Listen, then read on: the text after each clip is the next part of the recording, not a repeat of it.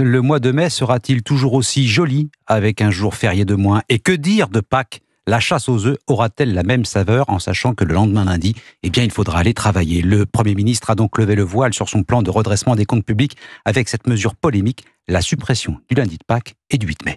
Il faut travailler plus pour produire et pour que l'activité du pays dans son ensemble soit plus importante dans l'année et pour que la situation de la France s'améliore. Je propose donc que 2 jours fériés soient supprimés pour tout le pays. Je cite comme exemple, mais je suis prêt à accepter d'autres idées, le lundi de Pâques qui n'a aucune signification religieuse et le 8 mai.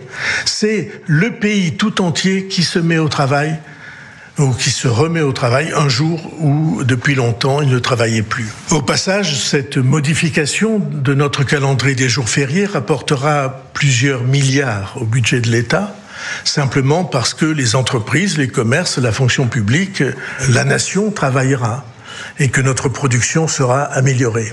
Améliorer la production, augmenter l'activité, dit François Bayrou. Le Premier ministre, très clinique sur l'état des finances de la nation, diagnostic sans concession mais limpide. 44 milliards d'euros à trouver pour ralentir le creusement des déficits. Ça passe par la suppression de 2 jours fériés, mais pas seulement. Bonjour Baptiste Morin. Bonjour Christophe, bonjour à tous. Chef du service économie d'Europe 1, en direct ce matin. La suppression de 2 jours fériés, ce n'est pas la seule proposition qui fâche, loin de là.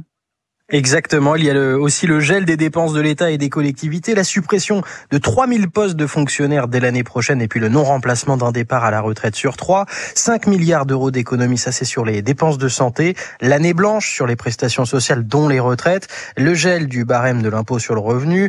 La chasse aux niches fiscales. La contribution des ménages les plus fortunés. La suppression de 2 jours fériés, donc lundi de Pâques et 8 mai. Et puis la simplification promise aux entreprises.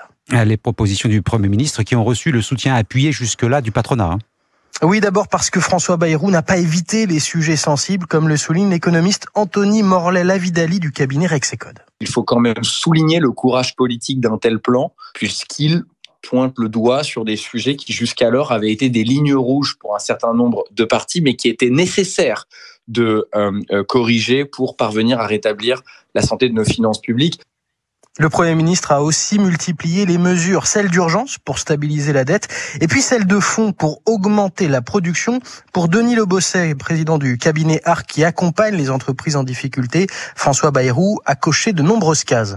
C'est pratico-pratique. On prend des mesures que le terrain attend. Aujourd'hui, clairement, les entreprises ont été entendues par le Premier ministre.